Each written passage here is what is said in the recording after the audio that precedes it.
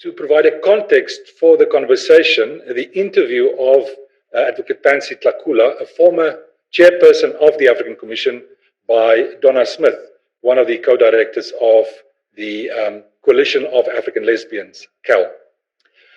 I think that is necessary because many of the participants to Pride Afrique may not be so initiated into the workings of the African Commission. So let me start by saying the African Commission is an African Union institution. And the African Union is an intergovernmental organization. On the one hand, then, it has been set up by states, but its function and its role is to be a watchdog, to check the human rights observance by these very states. So in that very description, we see there is a paradox located. Now, the Commission consists of 11 members, and it has a mandate to protect and promote human rights in Africa. It can hear, for example, cases once any African had exhausted local remedies, tried at the local level to resolve a human rights related case, and it had been unsuccessful. That person can bring the case to the African Commission to decide whether there is a violation by the state concerned. The Commission also supervises the human rights records of states, and it promotes the adoption of new standards and norms. It does so on the basis of a particular treaty, and that is the African Charter on Human and People's Rights.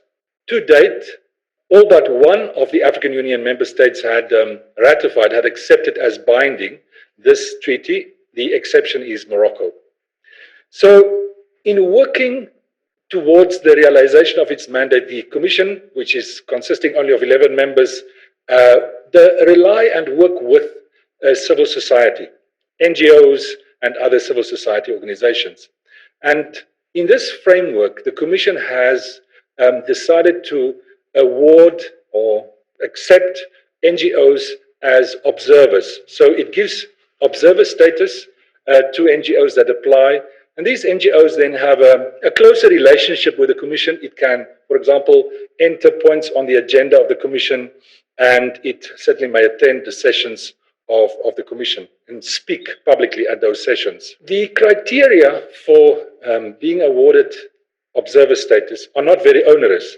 I have it here, and if I look at them, it's, the organization applying must provide its statutes, it must provide, declare its financial resources, it must be an organization working in the field of human rights, but it must also have objectives which are consistent with the African Charter and with the AU as an organization. So that is the background. Let me then go to the issue that concern LGBTIQ plus persons and their relationship potentially with the African Commission. The starting point here is that the African Charter is silent on the issue of sexual minority or gender identity issues. That was a document adopted in 1981, so it is not really surprising. So for many years, the Commission, as the body that supervises the African Charter, has not done much. It was quite invisible in the area of LGBTIQ rights. But in 2010, it took its very first visible step in this regard, and that was not a very positive one, because it was when CAL, the Coalition of African Lesbians, applied for observer status, that the Commission then rejected the application. So that was a setback, but the community, the movement around sexual minority rights really was gaining in strength. And instead of, I suppose, giving it up as a bad job, there was a concerted effort undertaken. First of all, one of the reasons for the rejection of CAL's observer status was that some of the commissioners thought, this is not a real issue. Do these people even exist in Africa? And the second was that the African Charter really is silent around this. We don't have a position, they said, as a commission. So in order to address these two concerns, first of all, a study was conducted, a study with pictures and data and detail about the plight of lesbians, gay, bisexual, transgender persons in Africa. And this study was presented to the Commission and accepted by the Commission as at least a factual record. And on the basis of this study, the Commission was invited, and the Commission, in fact, adopted eventually a resolution. A resolution is like a normative expansion on the rights in the African Charter. And in this resolution, which is referred to also in the interview that you'll be listening to, Resolution 275 makes the very important, crucial point that the African Charter does not discriminate. It is there also for LGBTIQ plus persons. And in particular, this resolution calls on states to refrain from acting in any violent way against any LGBTI, lesbian and gay men, as the resolution says, or persons based on sexual orientation or gender identity, or perceived sexual orientation or gender identity. So that is unequivocal and clear. That means that that hurdle of the African Charter being ambiguous in its scope of protection, that hurdle, if you like, had been cleared. So on the basis of both the study and Resolution 275, CAL returned to the Commission with its reapplication, and that then was successful on the second, if you like, opportunity or try. Not without some acrimonious debate, but the point is this was adopted, proved. CAL was then enjoying observer status. However, there was political backlash against this. The African Commission, we have to understand, submits its annual reports to the AU as a political body, to the Executive Council, which is the council consisting of the Ministers of Foreign Affairs, and also to the permanent representatives of states in Addis Ababa. So these bodies basically pushed back and said to the Commission that what they did was against their understanding of the African Charter, and therefore they insisted that the Commission should undo its granting of observer status, or at least retract or withdraw the observer status having been granted. The Commission then, for a certain number of years, did nothing. The Commission kind of was in a conundrum, wasn't it? Because on the one hand, it had to observe its own independence as a watchdog supervising the rights, but on the other hand, it was always going to be cognizant of the political reality, the fact that the AU supports the Commission financially and otherwise, and even elects the members of the Commission. So there's this paradox that I referred to at the beginning. Be that as it may, a case was brought by us, the Centre and CAL, to the African Court, asking the court to clarify whether the Executive Council, that political body, has the competence within the AU structures to actually prescribe or dictate to the Commission how to interpret the African Charter. Regrettably, that case was thrown out by the African Court on technical or procedural grounds, so we don't have a decision on that matter as such. And subsequently, the Executive Council and the permanent representatives insisted once again, by adopting another decision, that the Commission should now act and actually withdraw the observer status that it had granted to CAL. After some internal debate, the Commission complied, and so the position where we find ourselves today is the Commission is in fact in this kind of a gray area where on the one hand it has committed itself to observing the rights of sexual minorities, persons irrespective of their sexual orientation or gender identity. And that is Resolution 275, that still stands. But on the other hand, it has retracted. It has said that it was wrong, if you like, or at least it accepted that it should not have granted the observer status in the light of the political demands to the Coalition of African Lesbians. So that really is the context of the conversation.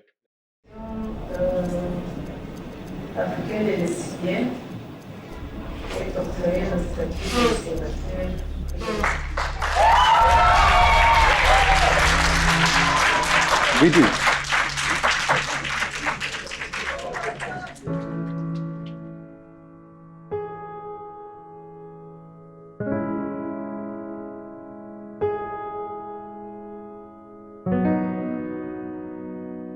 So the granting of observer status speaks to two fundamental rights that I can say are guaranteed in the African Charter. The right to freedom of expression, and I think the granting of that status has done that to us. We can express the right to freedom of assembly. We can assemble at the commission in our own voice, and it brings our dignity to be. You know, when you speak in your own voice, how powerful it is. You can say, I am saying this. I am being killed. I am being murdered. I want you to hear. Happiness in April 2015, extreme sadness in June 2015 when the AU, the Executive Council, issued a decision requesting the African Commission to withdraw CAL's observer status. The African Union's Executive Council sent a request to the African Commission to withdraw CAL's observer status. I'm Donna Smith, one of the co-directors at the Coalition of African Lesbians. And I'm in conversation with Advocate Pansy Tlakula, former commissioner with the African Commission on Human and People's Rights. And we're talking about the whole journey of the grant of observer status to CAL, which has been very thoroughly documented in the film, The Commission, which we can reference. And just sharing thoughts about that and about development since then. Because Pansy, as you know, our observer status was withdrawn in short order. I think we had it for maybe less than a year before the Executive Council of the African Union demanded that the African Commission withdraw our observer status. And after holding out for a bit, and we have to acknowledge the courage that took, the Commission eventually had to comply in August of 2018. And I think I want to start with when CAL was awarded observer status, what was in your head? Because you were one of the commissioners who supported that application and had no struggle with voting in favor of granting the observer status. So when it was eventually granted, and it was such a dramatic moment and such a dramatic journey, what was in your head? What was your vision for the future of LGBTIQ rights, of women's rights, for civil society in the African Commission space, particularly organizations doing work around sexual and reproductive health and rights? I mean, did you ever anticipate that we would lose our observer status in this way? Well, if you look at the journey that we traveled before the observer status was granted, I must say that I was disappointed when the observer status was withdrawn, but I was not surprised. Because when I first presented the application of CAL, which was long before the observer status was granted, I did that, and I think it was a blessing because I was very naive. I just looked at the requirements for granting of observer status, and I looked at those requirements quite clinically, and recommended to the Commission that the observer status should be granted because CAL had complied with all the requirements. I was quite amazed, taken aback by the reaction that followed what I thought was just a straightforward presentation, and all sorts of what can I say, reasons were given why CAL cannot be granted observer status. At that time, the reason was that we have not, we being the Commission, has not taken a decision on whether sexual orientation is one of the grounds for non-discrimination provided for in the African Charter on Human and People's Rights. And it was then decided that we should then develop a position on that, which was done. And subsequent to that, you would know that there was a Resolution 275, which was adopted, which in my view strengthened the case of The case. granting observer status. I thought that because we have a resolution 275, that meant we were committed to protecting the rights of everyone, as the charter enjoins the commission to do, to protect the rights of every individual against discrimination. The charter grants every individual the right to equal protection of the law, to protection of their integrity, which is human dignity.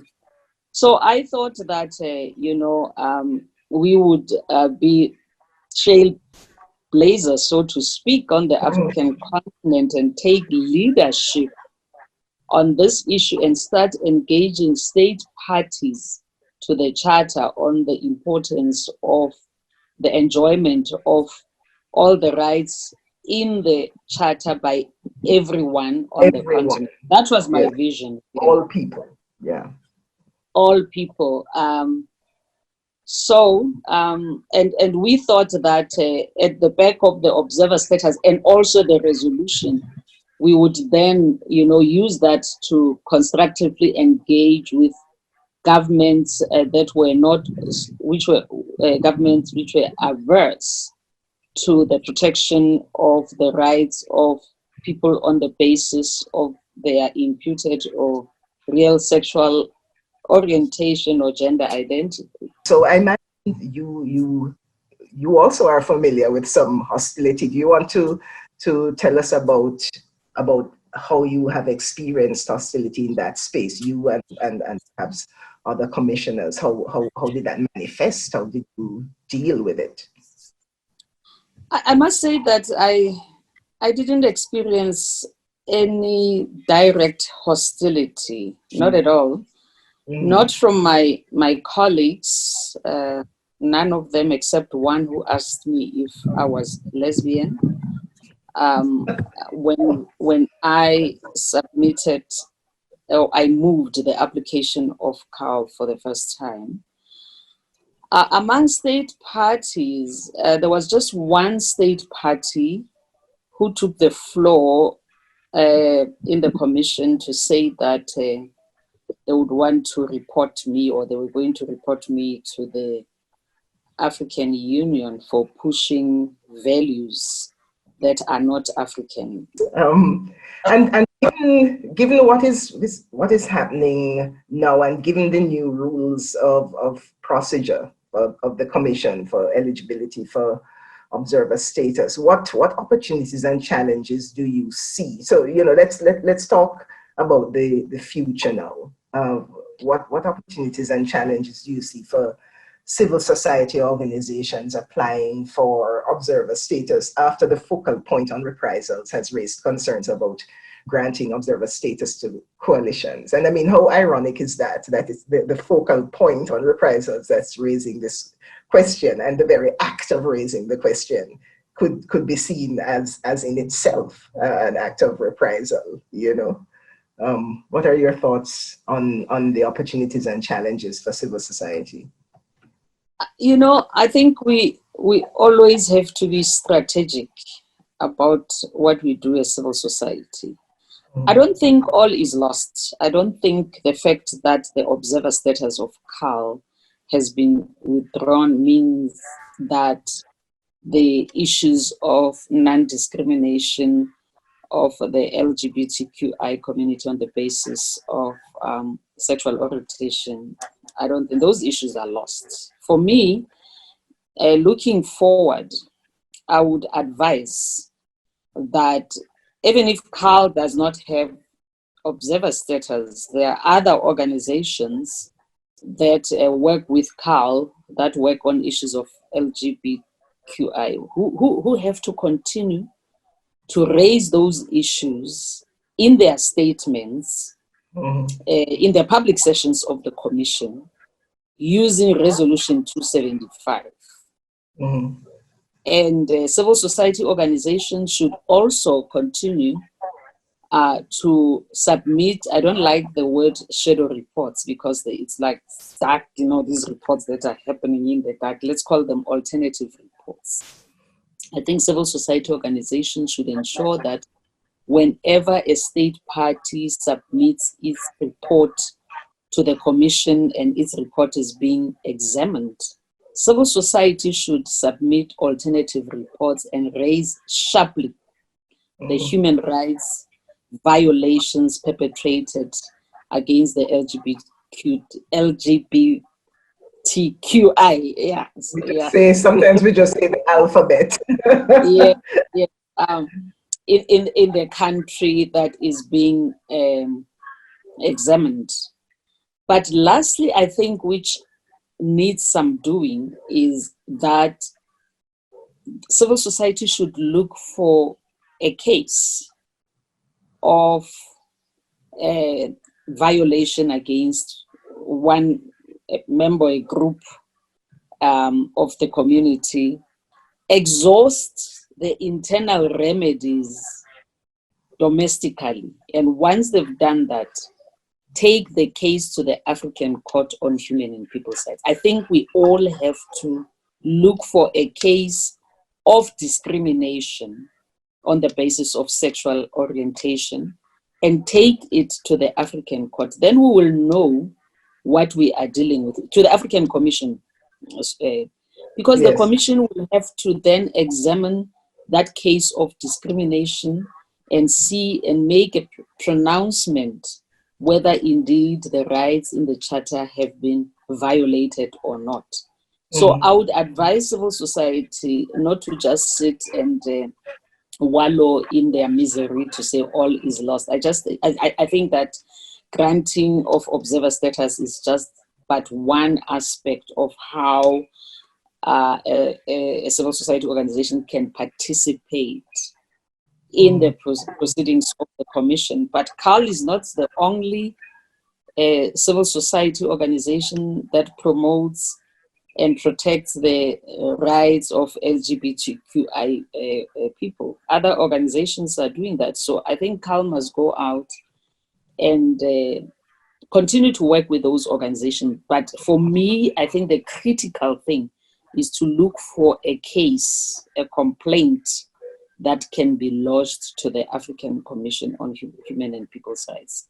Then that will then tell us what we are talking about here, whether we are talking about protection of human rights or we are talking about something else. It was proper for us to have an instrument that promotes and protects human rights on the continent and to establish a body that will also monitor, protect, and promote human rights. But we are human. Can you stop killing us? Can you stop torturing us? Can you stop raping us? Can you stop forcing us out of our homes, out of our jobs, out of our communities, and out of our churches? Can you stop?